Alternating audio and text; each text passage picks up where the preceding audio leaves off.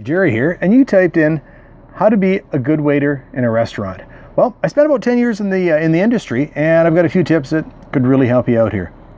Now, let's face it, wages in the industry kind of suck. They're not really very good at all, and sometimes they pay nothing, and you're working for tips. Now, tips is an acronym. It stands for to ensure prompt service. And in many parts of the world, the tip is paid in advance to ensure that prompt service. Here, we have to work hard in order to earn that tip. And there's some ways that you'll be able to earn a much better tip. The first thing I'd recommend is boning up on your communication skills, body language, and listening skills. A friend of mine once told me, we've got 2 ears and 1 mouth, use them accordingly. So that means listen twice as much as you talk. And it really does pay dividends when you're waiting on the table. Their body skill or the body language, you can pick up how they're reacting before you even get to their table. And speaking of getting to their table, you want to get there quickly as soon as they sit down to make sure that they're feeling looked after and welcomed. A lot of times you'll have a couple out on a romantic dinner, whatever, they want to be left alone.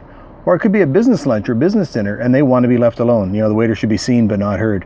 And so you're kind of hovering off into the distance where they can look around and catch your eye, and you should always be trying to look at your tables constantly, just scanning the room. And so if they need something, you're able to get there quickly. Time management skills are another real key factor in becoming a really good waiter in a restaurant and creating that tip revenue. Now again, greet your customers quickly. Get their drinks to the table quickly. Don't let them sit in there, sit and wait. I've seen time and time again, and actually I've done it myself, where you're waiting, and you just get up and leave. And because you have no idea what happened to your waiter or your waitress. Your appetizers and your dinner and your dessert need to be timed. To do a really good job with your table, you want to have your appetizer there and enough time in between the appetizer for them to eat it before you bring out their main course or their entree. And again, if it's rushed, the people aren't going to have that awesome experience, and they're not going to be leaving that awesome tip for you. Same goes with dessert.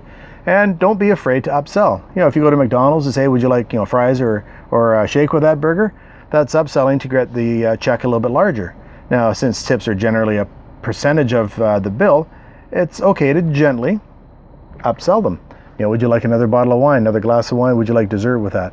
And just very, again, seeing how they're feeling. And also when it's time to deliver the check, it's always with a smile and a warm thank you. And find out, it's sometimes hard to see who to give the check to. You might be wanting to give it to the gentleman, but it's the lady that's paying. So, put it in between them, and that way it takes the guesswork out of them. And stand back, because sometimes people are in a hurry to get their check cleared up and get out of the restaurant. And other times, like myself, I like to linger, have a cup of coffee or a cocktail, and maybe talk for another 25 minutes or so. So again, the communication skills and with your time management. Time management is also a little bit difficult because you're working with a kitchen and a bartender, and you're kind of working on their schedule. So you have to know what's going on in the bar. You're gonna have to know what's going on in the kitchen for timeliness of the food and the beverages coming out. So it's really important to get those 2 things down: the time management and the communication skills.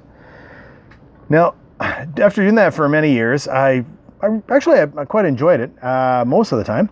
But it was always, you never really knew how much money you were going to make at the end of the month. So you've got a set amount of bills, and if your tips are down, or you maybe don't get a couple of shifts, and it just makes it kind of dodgy, and you're never quite sure how well you're going to make ends meet. And that's why I found something that's kind of perfect for me now. It allows me to work on the schedule that I want. I don't have to pay for any fancy clothes to go to work. It allows me to set my own income, and there's absolutely no ceiling, so I can make as much money or as little money as I want. And it allows me to be the customer in the restaurant instead of the person serving the customer. If you'd like to have a look at what I'm doing, just click the link on this page or go to workwithjerry.com.